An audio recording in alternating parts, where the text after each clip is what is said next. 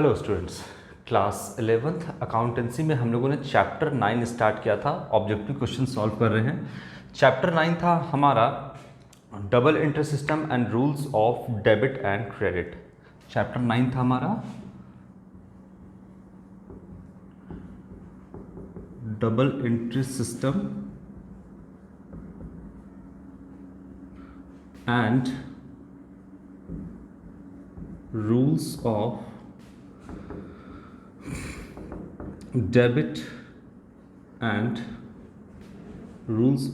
Debit and credit.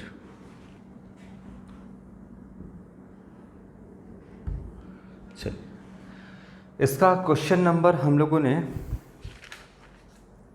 17 तक solve कर लिया है। आज हम स्टार्ट करेंगे क्वेश्चन नंबर 18 से। क्वेश्चन नंबर 18 से स्टार्ट करेंगे। क्या कहता है? Bank overdraft account is a, bank overdraft को आप ओडी भी लिख सकते हैं। ओवरड्राफ्ट अकाउंट इज अ, कौन सा अकाउंट है? ऑप्शन ए है आपका पर्सनल अकाउंट, बिल्कुल पर्सनल अकाउंट। बी कहता है आपका रियल अकाउंट। सी कहता है आपका नॉमिनल अकाउंट और डी कहता है रिप्रेजेंटेटिव पर्सनल अकाउंट।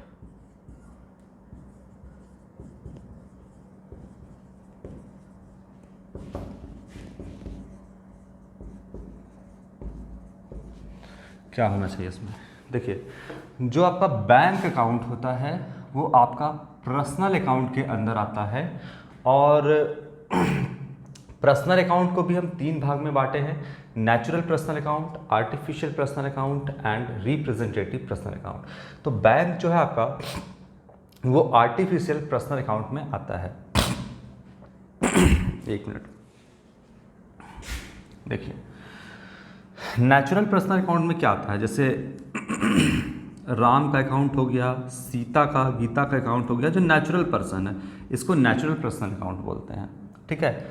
इसके बाद हो गया आर्टिफिशियल, जितना भी आपका मंदिर, मस्जिद, यूनिवर्सिटी आपका हो गया, या आपका जितना भी इंस्टीट्यूशन हो गया, फाइनेंशियल इंस्टीट्यूशन हो गया, जिसमें आपका बैंक भी आता है, वो भी आपका है आर्टिफिशियल पर्सनल अकाउंट में। दूसरा भाग। तीसरा है आपका रिप्रेजेंटेटिव पर्सनल अकाउंट, यानी किसी को रिप्रेजेंट करता हो। जैसे आपका मान लीजिए कि सैलरी है तो ये नॉमिनल अकाउंट है, लेकिन आउटस्टैंडिंग सैलरी आपका रिप्रेजेंटेटिव पर्सनल अकाउंट है। वेजेस आपका नॉमिनल अकाउंट है, लेकिन आउटस्टैंडिंग वेजेस आपका रिप्रेजेंटेटिव पर्सनल अकाउंट है। आपका इंटरेस्ट जो है पर्सनल अकाउंट है, लेकिन थोड़ा गया अक्रूड इंटरेस्ट, ये रिप्रेजेंटेटिव पर्सनल अकाउंट है।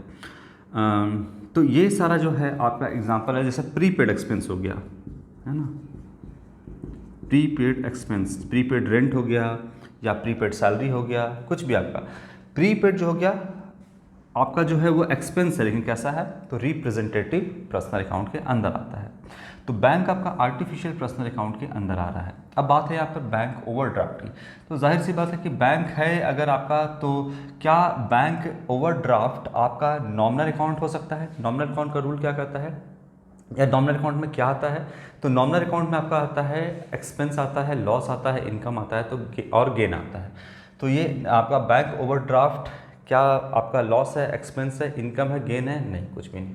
तो वो तो आपका नॉमिनल अकाउंट में नहीं आएगा। अब आते हैं, वहाँ नॉमिनल अकाउंट छट गया आपका, ये तो नहीं होगा।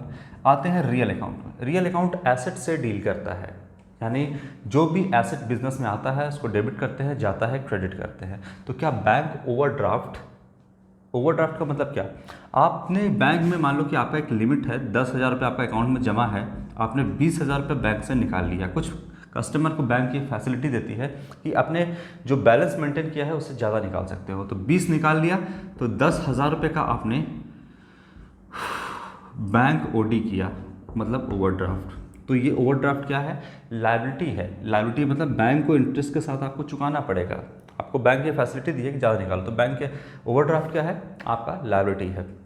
तो चलिए, क्या ये लायबिलिटी है? तो रियल अकाउंट तो एसेट से डील करता है, तो रियल अकाउंट भी नहीं होगा। इसका मतलब पर्सनल अकाउंट तो होगा।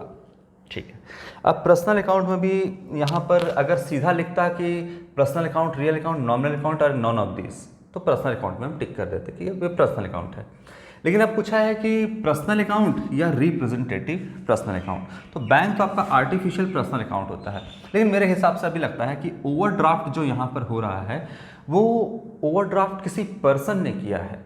ठीक है, और ये जो ओवरड्राफ्ट है, बैंक तो आपका आर्टिफिशियल पर्सनल अकाउंट है, लेकिन ओवरड्राफ्ट किया है तो वो किसी न किसी कस्टमर की ओर मेरे ख्याल से रिप्रेजेंट कर रहा है, नहीं कर रहा है कि कोई ना कोई तो किसी पर्सन ने ये ओवरड्राफ्ट किया है। तो मेरे हिसाब से यहाँ पे क्या होना चाहिए? रिप्रेजेंटेटिव पर्सनल अकाउंट सही ऑप्शन होना चाहिए।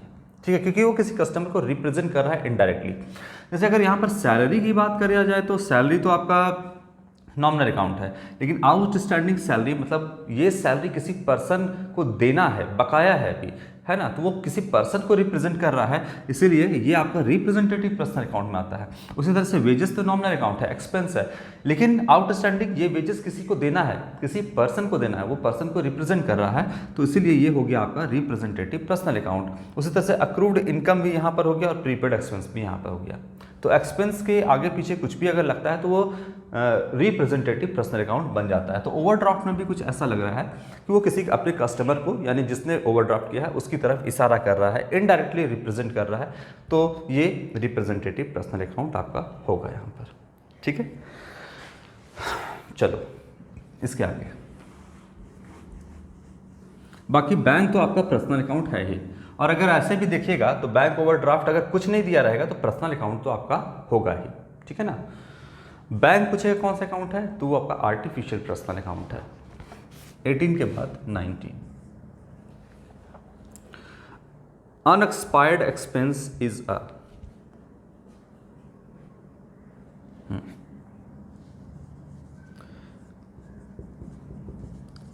Unexpired expense is a, unexpired expense आपका क्या है? Option A real account, B है आपका नॉमिनल अकाउंट, सी है आपका पर्सनल अकाउंट, और डी है रिप्रेजेंटेटिव पर्सनल अकाउंट। क्या होगा अब बताइए? अनएक्सपायर्ड एक्सपेंस का दूसरा नाम क्या है? अनएक्सपायर्ड एक्सपेंस का दूसरा नाम है प्रीपेड एक्सपेंस। क्या है आपका?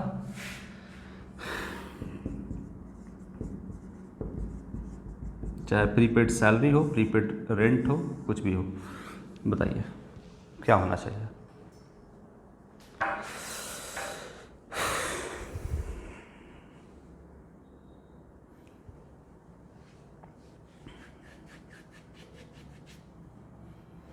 चलिए बात करते हैं इसके बारे में। प्रीपेड एक्सपेंस आपने क्या कर दिया है? एक्सपेंस किया है, पैसा को खर्च कर दिया है। और अगर एक्सपेंस की बात करें तो वो आता है आपका नॉमिनल अकाउंट के अंतर्गत। लेकिन प्रीपेड, प्री का मतलब पहले ही आपने किसी पर्सन को वो पैसा पेड कर दिया है।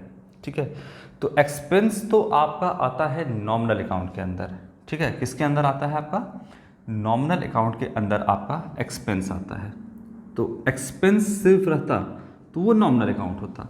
जैसे रेंट, वेजेस, सैलरी, ये सब कुछ बिजनेस के लिए एक्सपेंस है, तो ये नॉमिनल अकाउंट के अंदर रहेगा। लेकिन सिर्फ एक्सपेंस नहीं है, इसीलिए ये नॉमिनल अकाउंट नहीं है।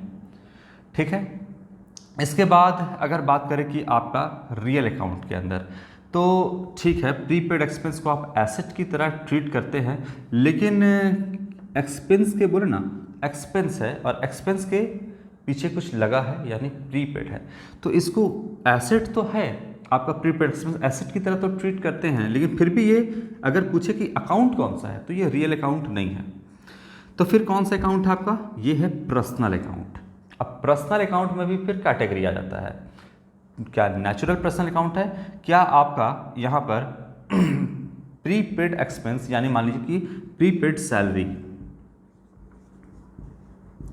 प्रीपेड सैलरी, सैलरी एक्सपेंस है, सैलरी क्या है, एक्सपेंस है। तो प्रीपेड, आपने अपने एम्प्लॉय को सैलरी पहले ही पेड कर दिया है, तो एम्प्लॉय कौन, पर्सन, और सैलरी क्या, एक्सपेंस, तो इनडायरेक्टली किसी को रिप्रेजेंट कर रहा है, किसको, तो सैलरी होल्डर यानी पर्सन को, यानी एम्प्लॉय को, इस पर्सन को इशारा कर रहा है ना। तो एक्सपेंस, ये एक्सपेंस होता तो नॉमिनल अकाउंट है, लेकिन प्रीपेड एक्सपेंस है, अब किसी को इशारा कर रहा है, ये प्रीपेड एक्सपेंस किसी की तरफ इशारा कर रहा है इनडायरेक्टली, किसके तरफ, पर्सन की तरफ, किसके तरफ, एम्प्लॉय की तरफ। तो ये हो जाएगा आपका रिप्रेजेंटेटिव पर्सनल अकाउंट, ठीक है। तो इसमें रियल अकाउंट भी नहीं होगा, नॉमिनल अकाउंट भी नहीं होगा, पर्सनल अकाउंट होगा। अगर ये यहाँ पर आपका ऑप्शन रिप्रेजेंटेटिव नहीं होता तो ये पर्सनल अकाउंट के अंदर ही होता, अगर नॉन ऑफ दिस का ऑप्शन होता तो पर्सनल अकाउंट सही ऑप्शन होता। लेकिन अब ज़्यादा सटीक कौन है, तो रिप्रेजेंटेटिव पर्सनल अकाउंट, तो ये आपका ऑप्शन डी करेक्ट ऑप्शन होगा। ठीक है, बात क्लियर हो गया। देखिए, बार बार मैंने आपको बताया है कि एग्जामिनेशन में हो सकता है कि एक से ज़्यादा ऑप्शन सही लग रहा हो, या हो सकता है कि सही हो भी, लेकिन आपको ज़्यादा सटीक आंसर को टिक करना है कि ज़्यादा कौन है। जैसे यहीं पर देखिएगा तो पर्सनल अकाउंट भी गलत नहीं है, लेकिन ज़्यादा सटीक कौन है, रिप्रेजेंटेटिव पर्सनल अकाउंट, तो आप इस पर टिक करिएगा। ऐसा एग्जामिनेशन में होता है, ऐसा आपको वहाँ पर टिक करने को आ सकता है।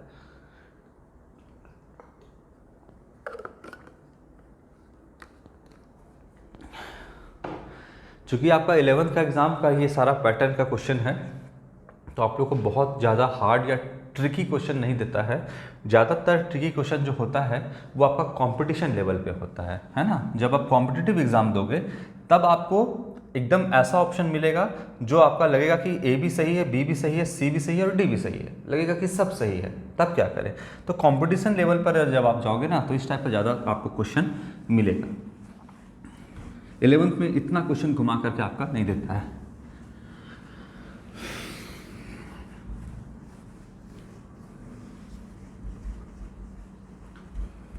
फिर भी तैयारी आपको पूरी रखनी है। चलिए, क्वेश्चन नंबर हो गया 19 के बाद 20।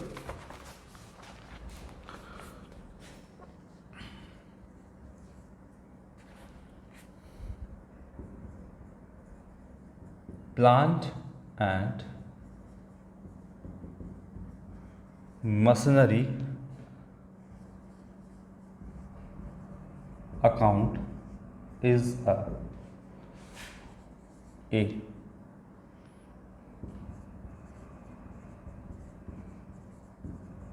पर्सनल अकाउंट, बी, इसके बाद है बी आपका tangible real account, tangible real account, C intangible real account, और D nominal account.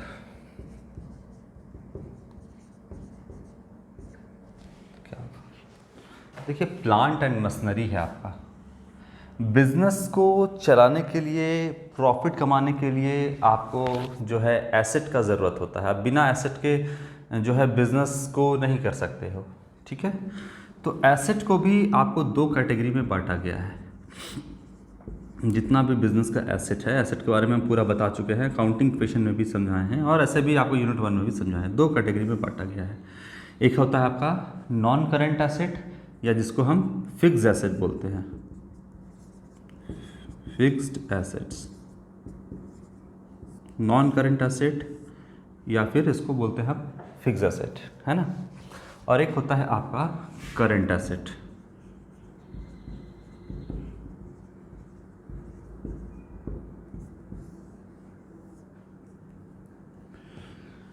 Current asset के अंदर होता है आपका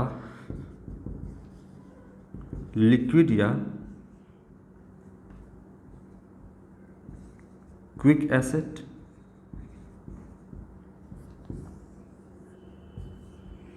और आपका नॉन करेंट एसेट यानी जो करंट नहीं है उसको बांटा गया है आपको दो भाग में। एक होता है आपका टैंजिबल फिक्स्ड एसेट और एक हो गया आपका इनटैंजिबल फिक्स्ड एसेट्स, ये हो गया। ठीक है, तो फिक्स एसेट कौन? वो एसेट जो बिजनेस को चलाने में, प्रॉफिट कमाने में मदद करे, वो हमारा फिक्स एसेट कहलाता है, जिसका उद्देश्य हमको बेचना नहीं होता है बल्कि बिजनेस को रन कराने के लिए, बिजनेस चलाने के लिए वो हम करते हैं। जो एसेट को हम परचेस करते हैं वो आपका फिक्स एसेट होता है। और करंट एसेट, जो एसेट आप विद इन 12 मंथ यानी एक साल के अंदर जिसको आप कैश में कन्वर्ट कर सकते हो वो आपका करंट एसेट है, और जिसको नहीं कर सकते हो एक साल के अंदर यानी एक साल के बाद करोगे उसको हम नॉन करंट एसेट या फिक्स एसेट बोलते हैं। ठीक है, इसके बाद आपका क्विक एसेट क्या है? क्विक एसेट जो एकदम लिक्विड एसेट बोलिए या क्विक एसेट बोलिए, एकदम लिक्विड के फॉर्म में हो, यानी वो एकदम जो है कैश के फॉर्म में एकदम बोलिए रेडी है, उस एसेट को हम लिक्विड या क्विक एसेट बोलते हैं। तो टैंजिबल का मतलब जिसका फिजिकल एग्जिस्टेंस होता है उसको हम टैंजिबल फिक्स एसेट बोलते हैं, डिटेल में बताए हैं। जैसे आपका हो गया इसके अंदर बिल्डिंग, फर्नीचर, क्या हो गया, और प्लांट एंड मशीनरी, ये सब कुछ आपका लैंड हो गया आपका, ये सब कुछ आपका टैंजिबल फिक्स एसेट है। टैंजिबल का मतलब जिसका भौतिक अस्तित्व होता है, जिसको देख सकते हैं, छू सकते हैं, महसूस कर सकते हैं, वो सब आपका टैंजिबल फिक्स एसेट के अंदर आता है। इनटैंजिबल फिक्स एसेट के अंदर आपका आता है, वो भी फिक्स एसेट है लेकिन वो आपका उसका कोई फिजिकल एग्जिस्टेंस नहीं होता है। जैसे हो गया आपका गुडविल, कॉपीराइट, ट्रेडमार्क, इसके बाद goodwill, copyright, trademark, computer software, ये सब कुछ आपका क्या है, पेटेंट हो गया, पेटेंट, ये सब कुछ आपका इनटैंजिबल फिक्स एसेट के अंदर आता है।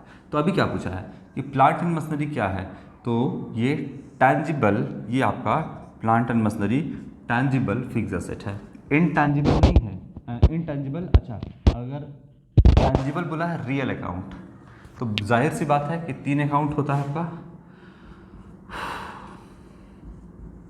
पर्सनल अकाउंट, रियल अकाउंट और नॉमिनल अकाउंट। तो एसेट जो भी आता है वो किसके अंदर आता है, रियल अकाउंट के अंदर। तो ये जितना भी आपका एसेट दिख रहा है वो सब कुछ किसके अंदर आता है, रियल अकाउंट के अंदर आता है। और इसको रियल अकाउंट में वो एसेट जिसका फिजिकल एग्जिस्टेंस होता है, यानी जिसको छू करके देखा जा सकता है, महसूस किया जाता है, वो टैंजिबल रियल अकाउंट है। तो इसमें क्या आएगा, बिल्डिंग आएगा, फर्नीचर, प्लांट एंड मशीनरी, ये सब आएगा। तो प्लांट एंड मशीनरी किसके आएगा, तो वो टैंजिबल है और कैसा है, फिक्स एसेट है। और फिक्स एसेट या एसेट किस में आता है, रियल अकाउंट में। तो टैंजिबल रियल अकाउंट आपका आएगा, प्लांट एंड मशीनरी किसके अंदर आएगा, तो टैंजिबल रियल अकाउंट के अंदर आएगा। इनटैंजिबल रियल अकाउंट के अंदर क्या आएगा, तो ये सब कुछ आपका आएगा, जैसे गुडविल है, कॉपीराइट है, ट्रेडमार्क है, कंप्यूटर सॉफ्टवेयर है, पेटेंट है, ये सब कुछ आएगा। ठीक है, पर्सनल अकाउंट के अंदर नहीं आएगा, नॉमिनल अकाउंट के अंदर भी नहीं आएगा प्लांट एंड मशीनरी, और इनटैंजिबल रियल अकाउंट के अंदर भी नहीं आएगा प्लांट एंड मशीनरी। इसमें क्या आएगा, गुडविल, पेटेंट, कॉपीराइट, ट्रेडमार्क, ये सब कुछ आएगा इनटैंजिबल रियल अकाउंट के अंदर। ठीक है, चलिए, तो ये हो गया आपका, चूँकि इसको हम डिटेल में भी समझा चुके हैं पहले। आपका करंट अकाउंट, करंट एसेट क्या होता है, ये सब डिटेल में बता चुके हैं। Cash in hand, cash at bank, आपका stock, prepaid expense, marketable securities, debtor, bills receivable, ये सब कुछ आपका करंट एसेट का एग्जांपल है। क्विक एसेट, स्टॉक और प्रीपेड एक्सपेंस को हटा दीजिए, बाकी सारा आपका क्विक एसेट कहलाता है। चलिए, क्वेश्चन नंबर 20 हो गया, 21 स्टार्ट करेंगे।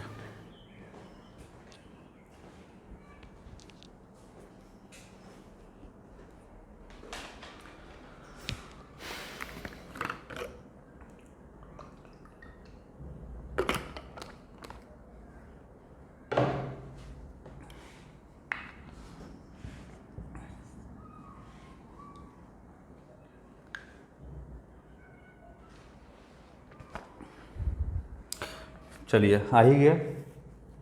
ट्रेडमार्क अकाउंट क्या है आपका?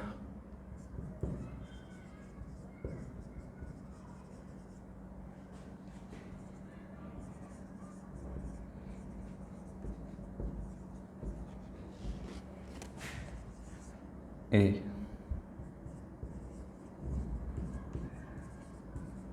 पर्सनल अकाउंट,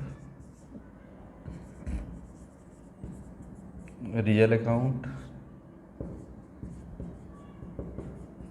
नॉमिनल अकाउंट, और डी है none of this.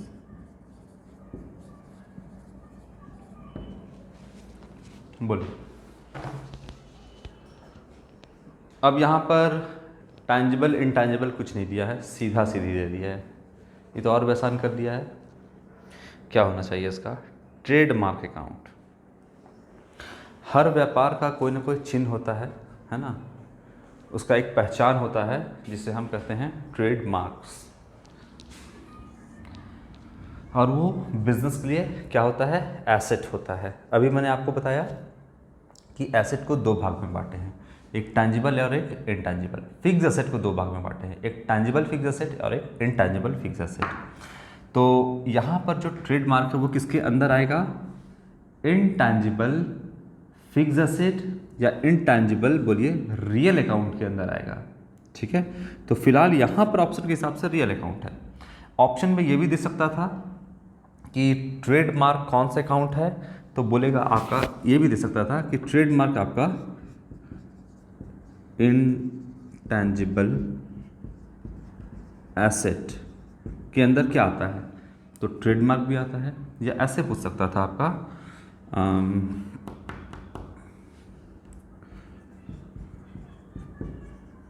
Intangible real account के अंदर क्या आएगा, तो ट्रेडमार्क आएगा आपका, है ना। टैंजिबल नहीं, इनटैंजिबल। क्यों? क्योंकि ये एसेट है, तो एसेट है तो रियल अकाउंट के अंदर तो आएगा ही, पहला बात। दूसरा बात, ट्रेडमार्क फिक्स एसेट के अंदर तो आता ही है, लेकिन क्या उसका कोई बिल्डिंग या फर्नीचर की तरह कोई फिजिकल एग्जिस्टेंस होता है? नहीं, इसीलिए ये क्या है आपका इनटैंजिबल एसेट है। दूसरा बात। तीसरा बात आपका कि इनटैंजिबल तो है ही, लेकिन किसके अंदर आएगा, तो रियल अकाउंट के अंदर आएगा, इसलिए इनटैंजिबल रियल अकाउंट भी आपका रहेगा, तो ऑप्शन सही है।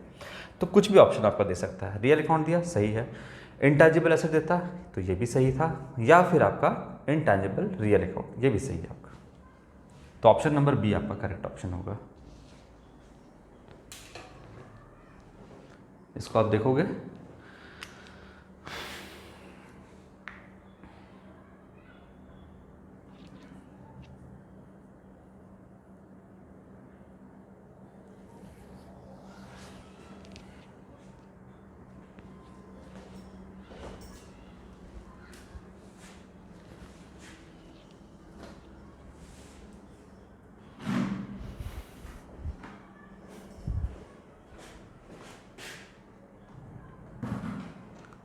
चलिए क्वेश्चन नंबर 21 के बाद 22 स्टार्ट करते हैं।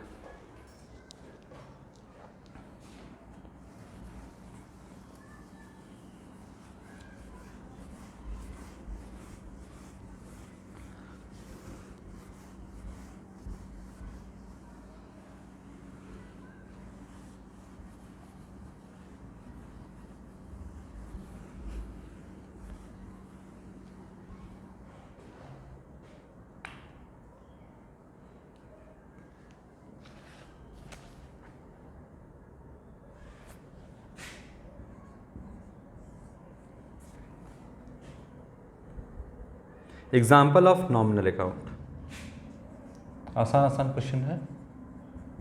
Example of nominal account is, क्या होगा आपका? ए, स्टॉक, बी,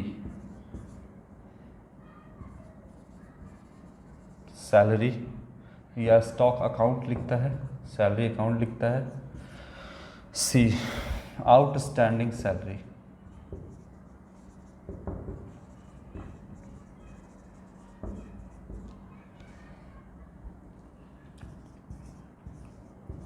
डी लिखता है गुडविल अकाउंट।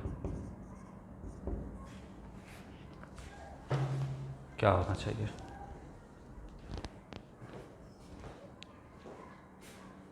तो एग्जाम्पल ऑफ नॉमिनल अकाउंट जो है वो है आपका, वो है आपका सैलरी। क्या है आपका? सैलरी है।